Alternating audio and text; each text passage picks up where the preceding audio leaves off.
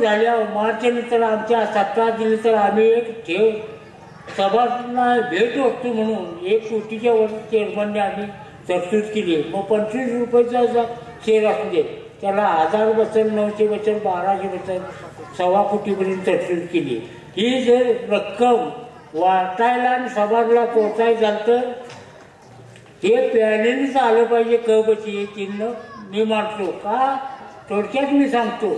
भोगाव शाखेचं आलंय पत्रकार, इतर मीडियावर सगळ्या मीडियानं फोनवर टाकलंय, बघितलं असेल. काय थोडी नसतील शेतकरी बंधूंचा फोन नाही, पत्रक वाचता येत नाही, त्याच्याकरता मी थोडक्यात 2 शब्द सांगतो.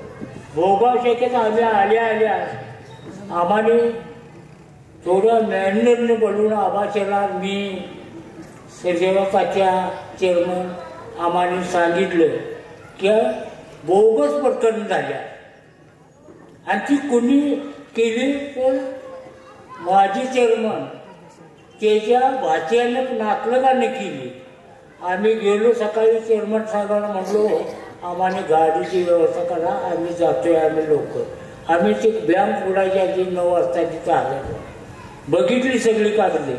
त्या भाजपनं दीपक पाटील देसाईंचा नातलग आपल्या घरातली म्हणजे काय पिगमीवर कर्ज घ्या अधिकार नाहीतर नोकरीवर प्रत्येक शाखा मेंबरला दिलेला आहे आणि आता जग चालू आहे. पण त्याला अटी आहे का की 10 ते 20 हजार पिगमी असणाऱ्याला 1 लाख रुपये द्यायला अधिकार आहे.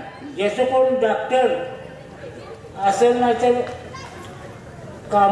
कामा कुठं असलं त्याचा पगार बघून त्याला 1 लाख ते 50 हजारापर्यंत अधिकार दिलेला. त्या भाजपला आपली 15 घरातली नावं घातली. त्या मॅनेजर दीपक पाटलांनी नातेवाईकांनी प्रकाश देसाईच्या बोगस प्रकरण त्याला जामीन नाही, तिची सही नाही, 100 रुपये पिगमी ठेवली आहे नुसती पडता आपणच आणि 50 ते 60 लाखाचा तिचा अपार झालेला. आलो आम्ही आबाजी आम्ही घेऊन आलो आणि तिथं मॅनेजरला विचारलं मॅनेजर साहेब तुम्ही काय करताय 1.5 लाख रुपये पगार घेताय, त्या पगाराचं तुम्ही काम करताय का नाही. उद्या खुर्ची खाली करायची नाही आणि केली.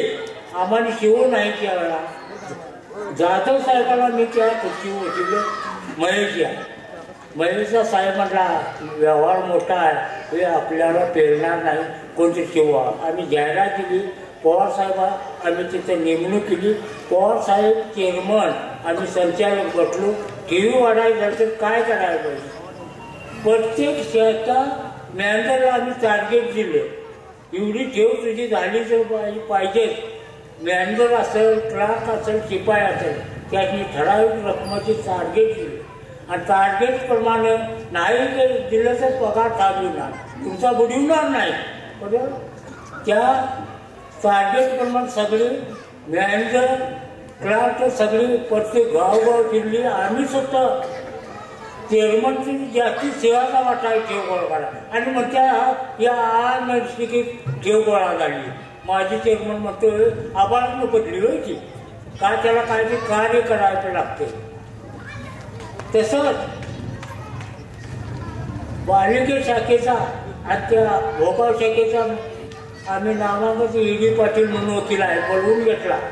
साहेब म्हटलं हे काय होणार निकाल आमच्या हाताला 10 रुपये सिस्टीम केले 50-50 लाख म्हणला वकीलकी सोडून देतो आणि सबंध निकाल आमच्या हातात झाला आणि त्या सिस्टीम करून टाकल्या 2 शाखा मेंबरला.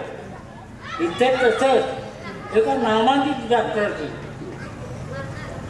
ठेव ठेवलेली 4 ते 5 फूट ठेवलेली काय रक्कम त्याच्याकडे. माझी अध्यक्ष गेला मला नळ पडली हातापाया पडायला लागला आणि मला नळ काढायला पाहिजे. मग त्या डॉक्टरने 20 लाखाच्या पावत्या दिल्या आणि माझं पुरावाच जातात. पण आता मी सगळ्यांना जाऊ शकतो मीडियावर जावला आणि ती हातात घेऊन असं बघ मीडियानं मला जावले सगळ्या पत्रकारांनी.